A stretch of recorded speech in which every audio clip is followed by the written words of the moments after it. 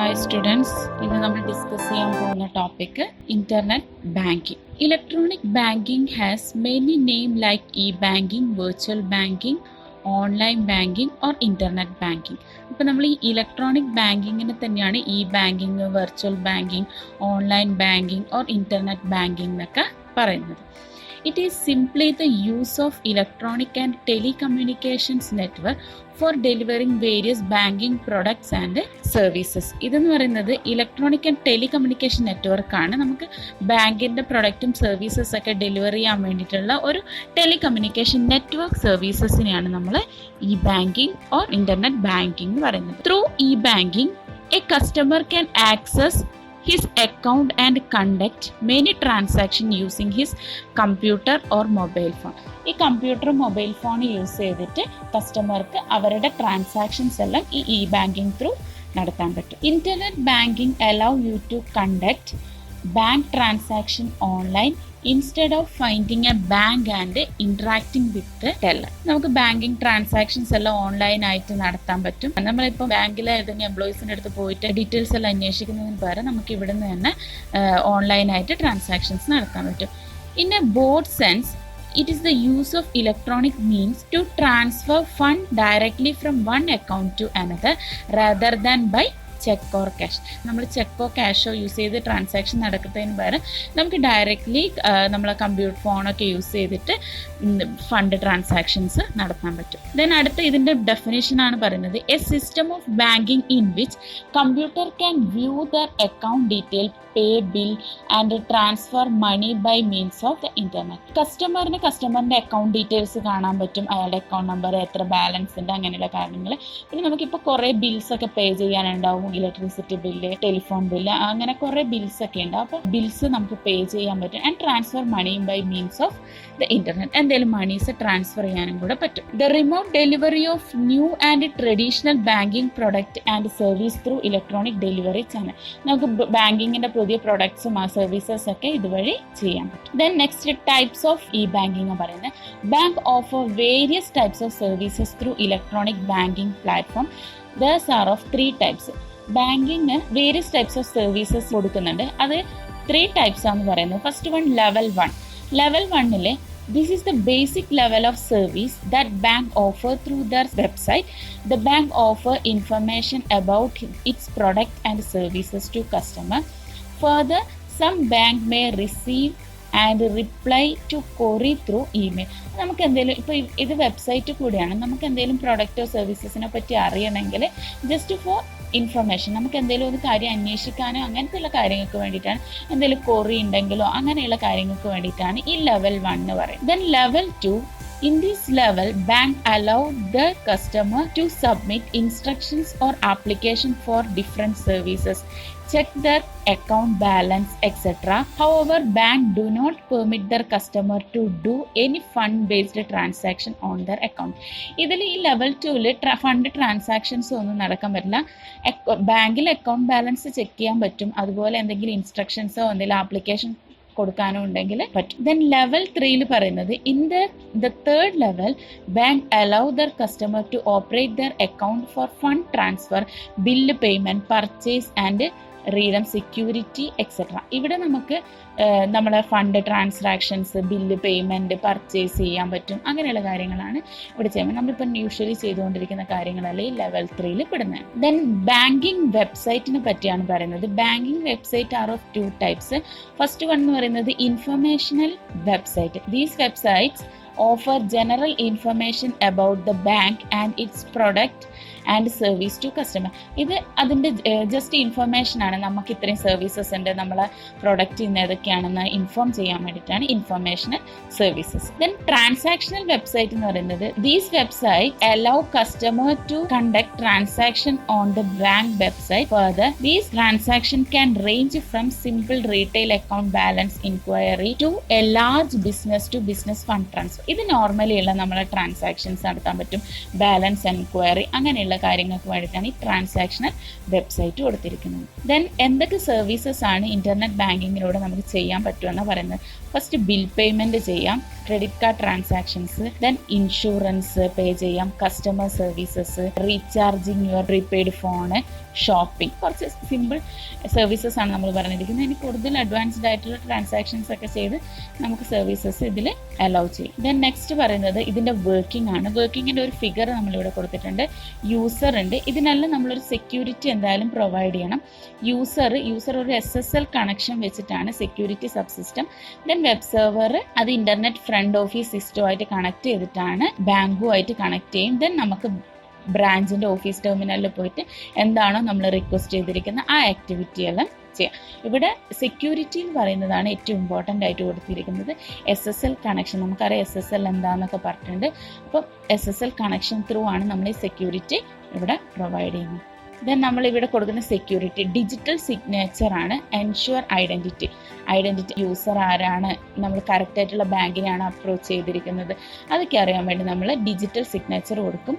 Then firewall ഉണ്ട്. നമുക്ക് firewall അറിയാം, ഇന്റേണൽ സിസ്റ്റവും ഇൻ്റർനെറ്റുമായിട്ട് കണക്ട് ചെയ്യുന്ന ഒരു ഷീൽഡാണ് ഫയർവാൾ എന്ന് പറയുന്നത്.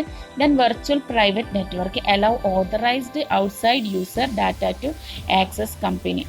ഔട്ട്സൈഡ് യൂസറിനെ ആക്സസ് ചെയ്യാൻ വേണ്ടിയിട്ട് വെർച്വൽ പ്രൈവറ്റ് നെറ്റ്വർക്ക് അലൗ ചെയ്യുന്നുണ്ട്. Then bank take extensive steps to protect information transmitted and processed when banking online. Ensure confidentiality data send over the internet cannot be accessed or modified by unauthorised third party. അതായത് ഇവിടെ confidential ആയിരിക്കും informations, integrity provide ചെയ്യുന്നുണ്ട്, ആർക്കും ഈ data മോഡിഫിക്കേഷനോ ഒന്നും ചെയ്യാൻ പാടില്ല. അപ്പം ഇവിടെ കുറച്ചും കൂടി കോൺഫിഡൻഷ്യൽ ആയിട്ട് നമ്മൾ ഡാറ്റ ട്രാൻസ്ഫറിങ് നടക്കുന്നുണ്ട്. അതുപോലെ നമ്മളെ ട്രാൻസാക്ഷൻസ് എല്ലാം കോൺഫിഡൻഷ്യൽ ആയിരിക്കും. അതുപോലെ മോഡിഫിക്കേഷൻസ് ഒന്നും ഉണ്ടാവില്ല, ഇൻറ്റഗ്രിറ്റിയും പ്രൊവൈഡ് ചെയ്യുന്നുണ്ട്. Bank normally have no influence over the system used by the customer.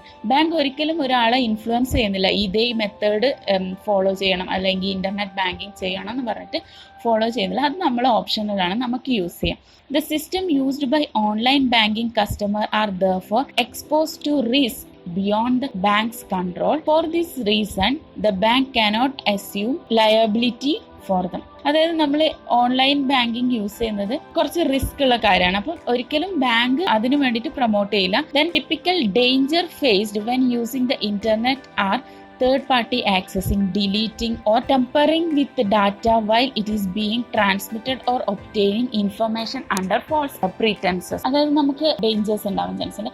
അതിൽ ഫസ്റ്റ് വൺ ആയിട്ട് പറയുന്നത് virus and worms. Program that self replicated or are send over the internet by email and can damage your PC.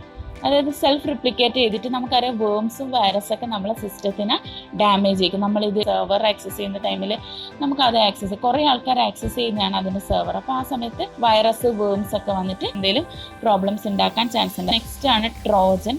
Programs unknown to the user compromise computer security by intercepting password. അതായത് നമ്മൾ password accessing ഒക്കെ അവിടെ നടക്കാം. Then phishing, using a false name, website or address for fraudulent purpose.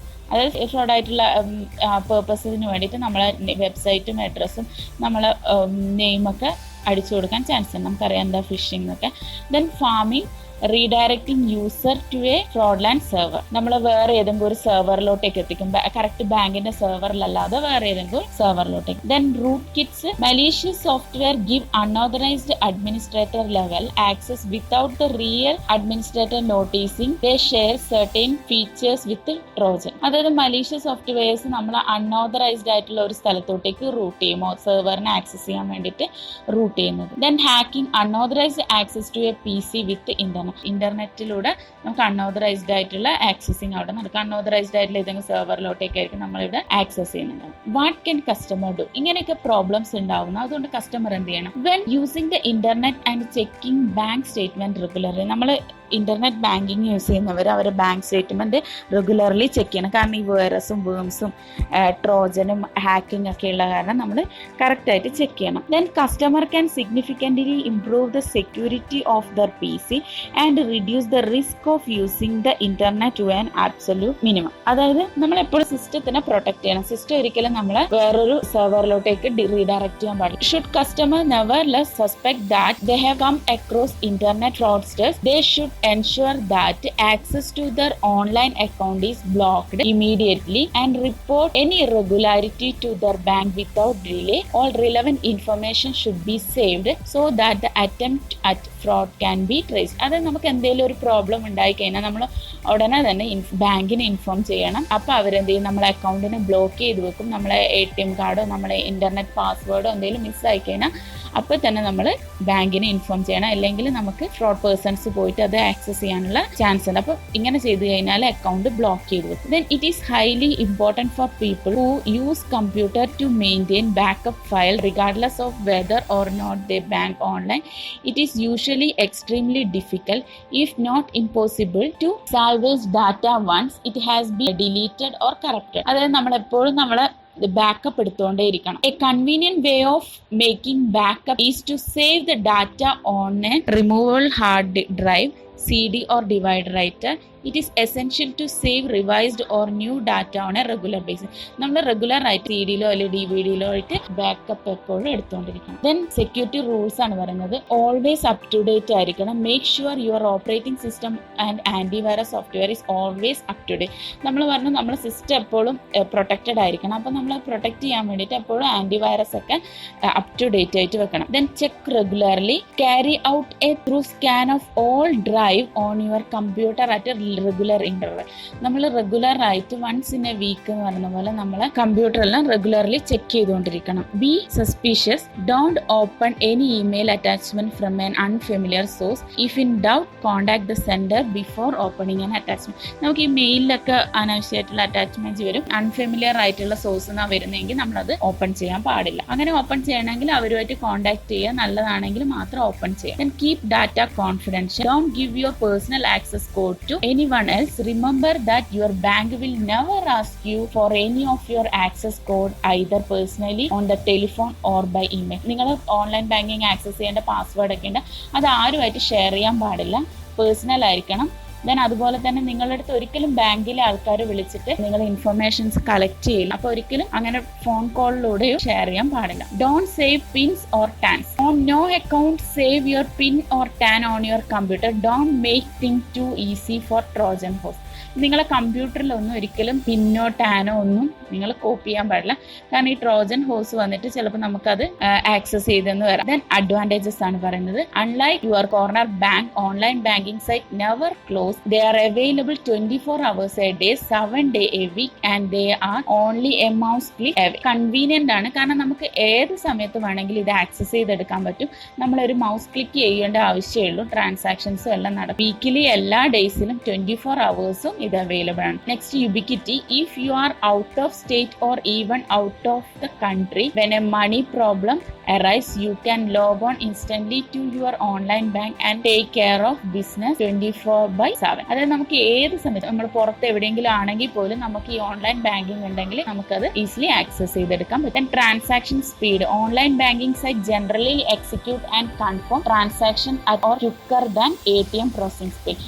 നമ്മൾ ATM card കൊണ്ട് ഇടുന്ന ആ സമയത്തിനേക്കാൾ സ്പീഡിൽ നമുക്ക് ഓൺലൈൻ ബാങ്കിങ് നടക്കും. Efficiency. You can access and manage all of your bank account including IRA, CDs, even security from one security site. നമുക്ക് എല്ലാ അക്കൗണ്ടും ഇത് കൂടെ മാനേജ് ചെയ്യാൻ പറ്റും. Effectiveness. Many online banking sites now offer sophisticated tool including account aggregation, stock pods, rate alerts and portfolio managing programs to help you manage all of your assets more effectively. Most are also compatible with the money managing programs such as Quicken and Microsoft Money. നമ്മൾ ഇതിനകത്തുള്ള എല്ലാ കാര്യങ്ങളും ഇത് കറക്റ്റായിട്ട് aggregate ചെയ്ത് കൊണ്ടുപോകുന്നുണ്ട്.